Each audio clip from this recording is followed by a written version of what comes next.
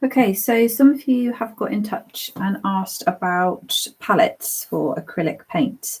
The reason I haven't given you a link to buy the palette is because actually you can use something as simple as an old takeaway pot, ice cream tub, or, you know, I have got this one, which was actually kindly given to me by one of my students on my courses. And this is what it says. It's a kind of sort of cheese or ham plastic pot, which I think he got from like Aldi or Lidl or somewhere like that. You probably could find something similar on Amazon quite easily. It's a cold cut container. So if you Google that, I'm sure it will come up. And the reason this is so good is, first of all, it's nice and shallow. So if I just take that out, it's nice and shallow. So it's got a good surface area for me to mix. But the key thing about acrylics is, first of all, they're expensive. Secondly, as soon as they're left out, within, you know, like an hour, they're starting to create a hard shell, and that's expensive. That means that paint you can't really use anymore. So this technique that I'm about to show you will basically save you your paint. It's better for the environment. Because acrylic isn't good to be washed down the sink. It's got small particles of plastic in it. So this is a good way of kind of saving the environment, cutting costs for you guys, and also making the most out of your paint. So what I'm going to do is, I've got a paper towel, just one piece, which I've folded. I'm just going to put it in the bottom of the palette like so. I'm just going to put a bit of water. So I just kind of want to get it wet. Like so, and just get it damp. And then what this is going to do is, that moisture on the bottom is just going to help to keep it usable with the closed lid. So that's what we're doing here. So that's that done. I've now just got a standard piece of greaseproof paper. Okay, this is literally from Tesco's. It's really cheap. It doesn't have to be this colour. So if you're like, oh, I've only got white, that's normally what I've used. I just happen to have this colour. Doesn't make much difference. It's just greaseproof paper. And I've put that on top like that. Now that is ready for me to basically have all of my different colour palette in there. I can use that as much as I want. I can come back to it a week later and it will still be fresh, because I've got this completely self-contained and concealed. So that is something that I would recommend that you get. You don't have to go out and buy one of these. Like I said, if you've got a takeaway pot, an old ice cream tub, something like that, you know, other option would be, which isn't as great because it's involving using cling film, which is you know, an old plate and then cling filming over the top. But I've found that in the past that doesn't work as well as this. So and obviously it's not great because you're using more plastic, whereas this is reusable and you can just keep it for your stuff. Once you've kind of used all your paint up, then you can just take the top sheets and the bottom sheet out, scrunch it up, put it in the bin, and then you can start again. Okay, so what I need everyone to do ready for next week's session is to have got your backdrop done. So I'm using some yellow ochre, which should be in all of your cases that you've bought. If it isn't, you could always mix up some of the yellow, cadmium yellow, with some of the burnt umber or burnt yellow, and that would just help create a backdrop. You just need to have some sort of coloured background. It's quite interesting because having looked at lots of different artists, some people use red, some people use blue, some people use, especially more old paint, use kind of the ochre. I think it's just good to kind of start with a background, and this kind of sort of helps you with getting that colour boldness that you're kind of looking for. Whereas if you just went straight into using your paints, it's quite hard to kind of lose the whiteness of the canvas. So I'm just going to put a blob of this on like so. And I'm using a quite large square paintbrush. What that means is that I can cover my canvas quite quickly and quite easily. It's from Cassar, it's a Pro Art one.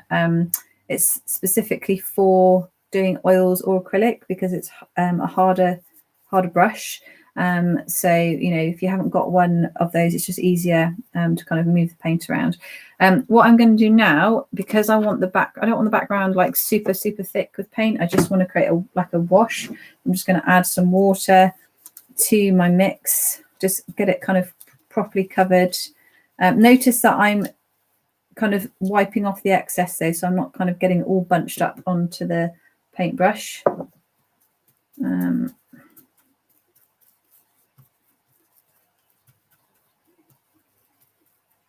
Just get the light over a bit more. Oh, sorry. You see?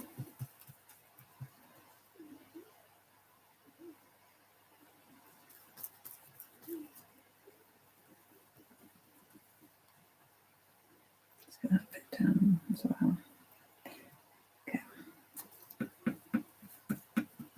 Okay, so now I'm just going to, ideally you do this on an easel, okay, and I probably will have an easel for when we do actually start the painting, and I'll position my camera slightly different, but I'm just doing this left to right, and I just want to completely cover this. You need to have this done ready for next session, because we are going to draw our grid over the top. It's going to be much easier to draw our grid over the top.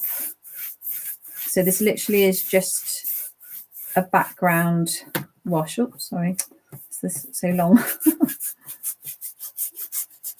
So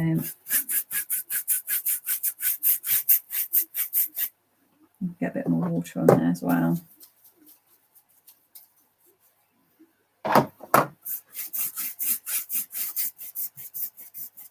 And you know, for this, it doesn't matter too much kind of the direction that I'm going in. I just want to, this can be quite messy, quite expressive application, because I just want to get it covered. Oh, this brush is quite challenging with the light. Sorry about that. Just want to get it covered on there.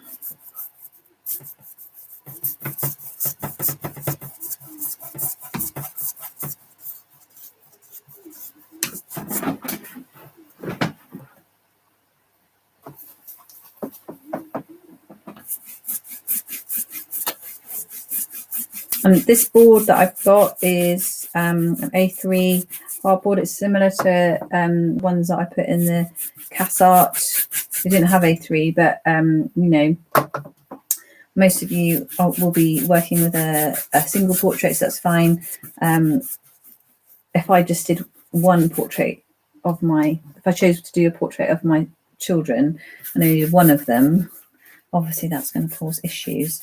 So I will demonstrate how to do a portrait, but I'll be doing both of my sons, and obviously work in between doing them.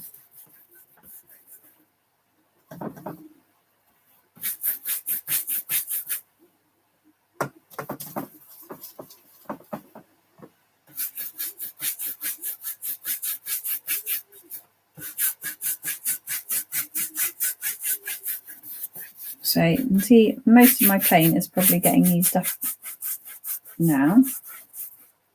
So I'm just going to put a bit more paint on there just to finish off these last edges. And again, you know, you don't have to do it this colour. So I'll probably paint again on over the top of the background, but it's just to have a base. And you need to kind of get used to kind of working with this idea that you never start with a blank page, unless, you know, that is the kind of style, or you know, some people do, and that's fine, but for definitely portraiture, it's much easier to kind of work with or on top of a coloured background. It already kind of creates depth, and you'll see some artists that will kind of use that depth in their work by having some of that colour come through and sort of highlighted. So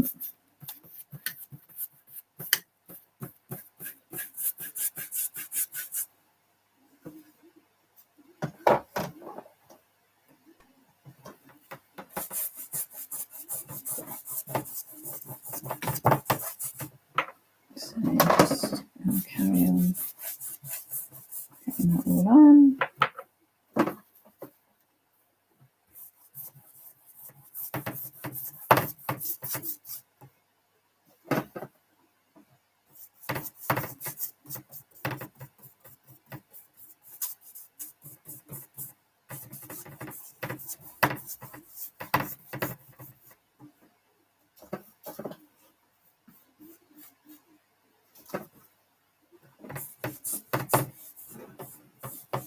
So I'm just getting all the edges covered. And, you know, I think most of you will be working on a hardboard like this. If you were working on a canvas with edges around the side, then you would want to make sure that you paint those sides as well. So in classes previously where I've had a canvas, say, of like a border of about an inch or something, you would, you know, we've encouraged everyone to paint those edges as well.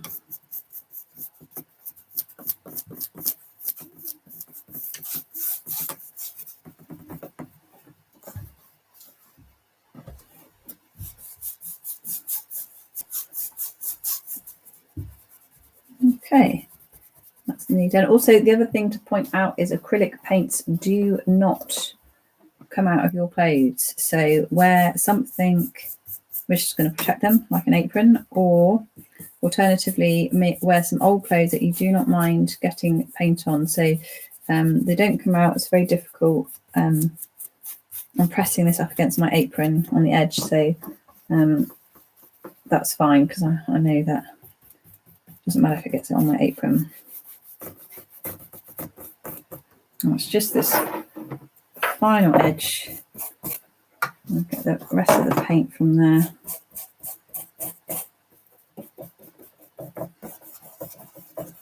So get it kind of completely covered, so you don't want to see any of these little white flecks coming through. And if you're finding the transition of the paint isn't going that well, then add a bit more water to it. If it's too wet, then you need to add a bit more paint, and you'll know if it's too wet because you'll kind of see more kind of streaky marks coming in there.